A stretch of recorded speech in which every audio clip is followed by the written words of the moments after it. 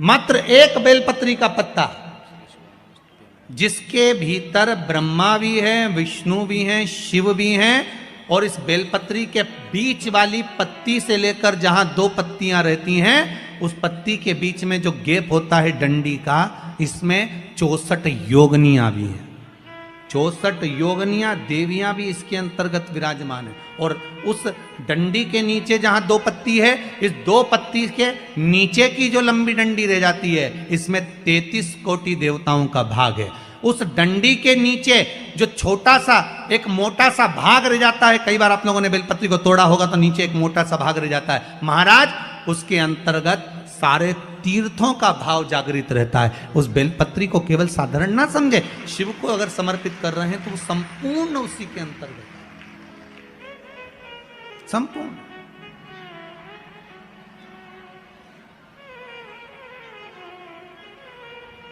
केवल आप लोगों ने बेलपत्र अगर कभी शिव जी पे चढ़ी हुई, हम तो कई बार निवेदन करते हैं कि आप उसका सेवन हफ्ते में एक बार, जिसको भी शुगर हो, बीपी हो, थायराइड हो, हफ्ते में एक बार शंकर जी पे चढ़ी हुई बेलपत्र अवधूतेश्वर महादेव के नाम से, कौन से महादेव? अवधूतेश्वर महादेव के नाम से खाना प्रारंभ कर देना चाहिए, हफ्ते में एक बार।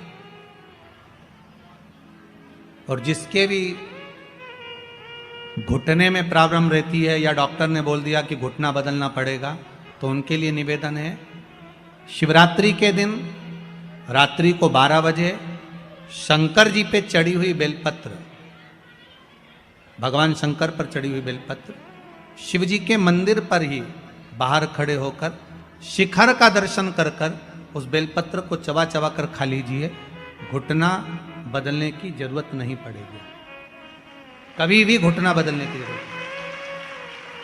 और कई लोगों ने प्रैक्टिकल करके देखा है, आपके बीच में ही लोग बैठे होंगे, बहुत सारे लोग आपके भीतर बैठे होंगे।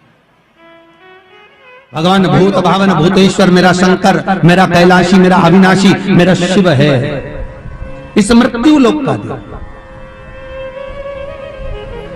पर दुनिया के लोग न जाने क्यों कहे हम कृष्ण वाले हैं, हम श्री जी वाले, हम शंकर के मंदिर नहीं जाते। वो कोई कहता हम नारायण वाले, हम शंकर को नहीं मानते, हम शंकर का प्रसाद नहीं लेते, हम शंकर के मंदिर नहीं जाते। भगवान को ऐसा बांट दिया, ऐसा बांट दिया कि शंकर के दरवाजे को जाने को तैयार नहीं होता। तो किसी ने एक बार पार्वती जी ने शिव जी से पूछा, भोलेनाथ जी कोई तुम्हारे मंदिर में नहीं आता, कोई तुम पर जल नहीं चढ़ाता, कोई तुम्हें नमन नहीं करता, सब ये मंदिर जाना, नारायण के मंदिर जाना, वो मंदिर जाना, वो देवता को रिझाना, वो देवी को रिझाना, पर तुम्हारे को कोई नहीं रिझाता। शंकर भगवान बोले मत रिझाने दे, अपने को कोई दिक्कत नहीं, अपन तो शांति से बैठे रहो।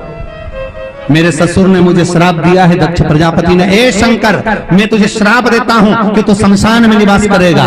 शंकर भगवान बोले उस दिन से मैं बड़ा प्रसन्न हूं, क्योंकि मैं शमशान में रहता हूं। आज किसी का भी भजन कर ले, चाहे ये राम कहे, चाहे ये कृष्ण कहे, चाहे देवी कहे, चाहे दत्त कहे, इसकी मर्जी पड़े, जितना देवी देवता पूछता फिरे, पर आखिरी में मरने के बाद तो मेरे पास आएगा ना, तब निपट लूंगा। बस उस दिन का इंतजार है। और जैसे ही मेरे पास आया, ऐसी लकड़ी में जलाऊंगा गीली कि 3 दिन ठंडा नहीं होने दूंगा। जिस पुराण को हम श्रवण करने के लिए बैठे हैं, ये पुराण कोई साधारण सा नहीं है, इसको कोई साधारण सा ना समझो। भगवान शिव की जब कृपा होती है, करुणा होती है, दया होती है, तब जाकर कहीं आप भगवान शंकर की अविरल भक्ति और मुक्ति की पथ को निश्चित करने वाली शिव महापुराण की कथा श्रवण कर पाते।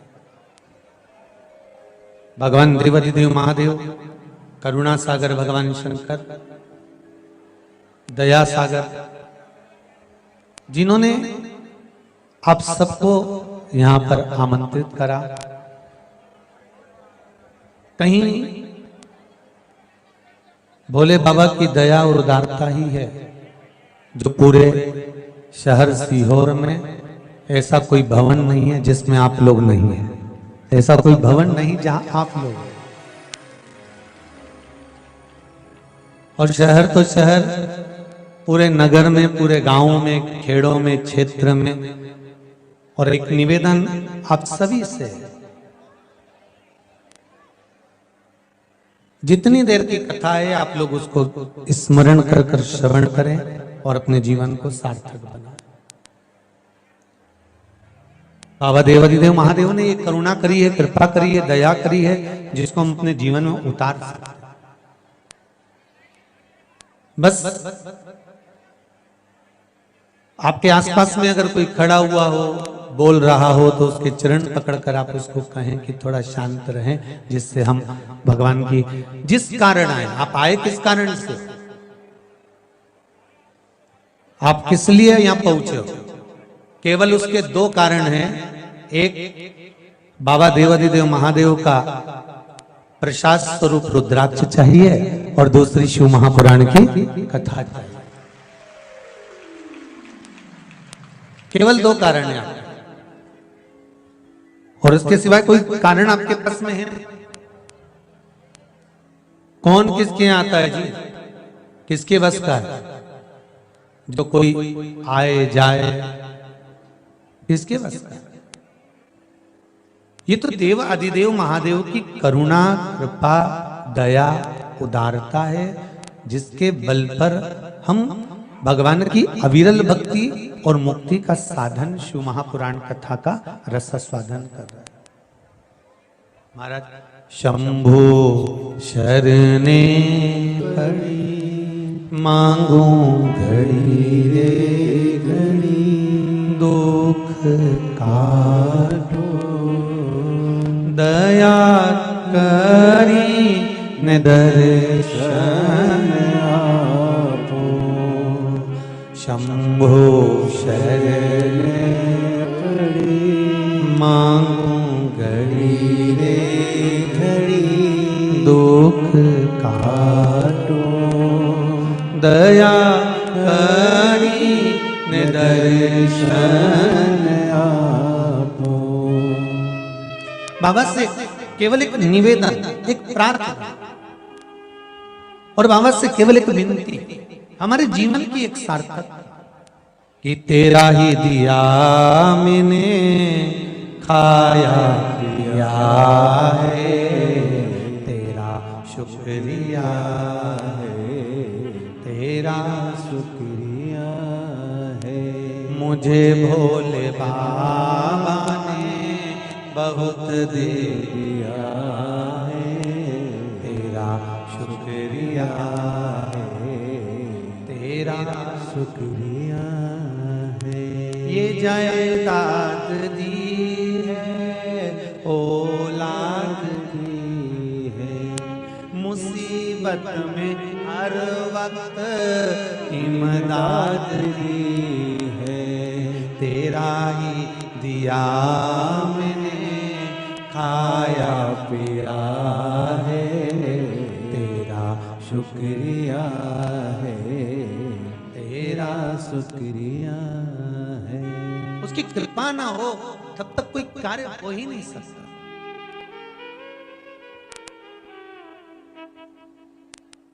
संसार में आने के बाद देखिए, अगर भगवान के होना है, परमात्मा के अगर हमको होना है, तो थोड़ा सा तो जीवन में कष्ट। वैकुंठ चतुर्दशी का जो दिन है महाराज, इस दिन रात्रि को 11 बजे से लेकर 12:30 के बीच में दीपदान होता है, और 14 दिए का दान होता है। इसमें 14 दीप,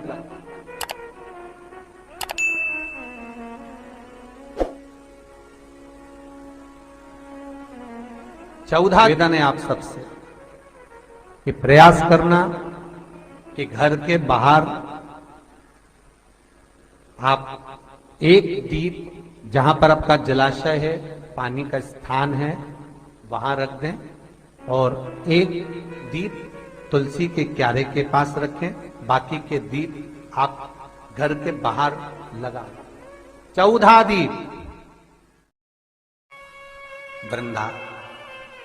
वृंदा की आंखों से आंसू बह रहे हैं, नैनों से नीर बह रहे हैं, और वृंदा ने उसी समय भगवान शंकर को बुलाया, भोलेनाथ पधारो पधारो। शिव सामने आए, वृंदा, तेरे पति ने जो उपद्रव मचाया था, जहां जहां मंदिर, देवालय, तीर्थ, व्रत सब खंडित कर दिए थे। जो ब्राह्मण पूजन करने बैठते थे, तेरा पति जलंधर उनके प्राणों को हर लेता था। वृंदा, कहीं किसी गांव में अगर भोजन और भंडारा होता था तो तेरा पति उसमें कुछ गलत पदार्थ मिला देता था। वृंदा, तेरे पति को मारना जरूरी था। वृंदा की आंख में आंसू भरे थे और वृंदा आंसू भरती भरती कहती है, भोलेनाथ, मैं ये भगवान विष्णु को श्राप देती हूं कि ये पत्थर के हो जाए, ये पत्थर के हो जाए। और मैं वृंदा हाथ में जल लेकर अपने शरीर पर डालती हूं और मैं तुलसी का पौधा बनूंगी। पर भोलेनाथ, हे शंकर, हे शंभो, हे त्रिकालदर्शी, हे कैलाशी, मैं तुलसी कभी आप पर नहीं चढ़ूंगा। केवल वर्ष में एक दिन होगा वैकुंठ चतुर्दशी का दिन, जिस दिन भगवान का हरिहर मिलन होता है। वैकुंठ चतुर्दशी दीपावली के बाद में आती है, पूर्णिमा के पहले, कार्तिक पूर्णिमा जो आएगी तब वैकुंठ चतुर्दशी। और इस वैकुंठ चतुर्दशी का बड़ा महत्व है साहब। जो बच्चे पढ़ने में कमजोर होते हैं, विद्या में कमजोर होते हैं, जिनकी चित्तवृत्ति कमजोर होती है, जो उनको माता पिता बार बार कहते पढ़ पढ़ पढ़ और बच्चा पढ़ता नहीं है, उनका दिमाग, उनकी चित्तवृत्ति खेलने में लगी रहती है, चिड़चिड़े रहते हैं, उन बच्चों के लिए शिव महापुराण कहती है वैकुंठ चतुर्दशी के दिन रात्रि को 12 बजे से सुबह ब्रह्म मुहूर्त के 4 बजे तक भगवान शंकर पे तुलसी चढ़ती है और भगवान लड्डू गोपाल पर, शालिग्राम जी पर, भगवान पर बेलपत्र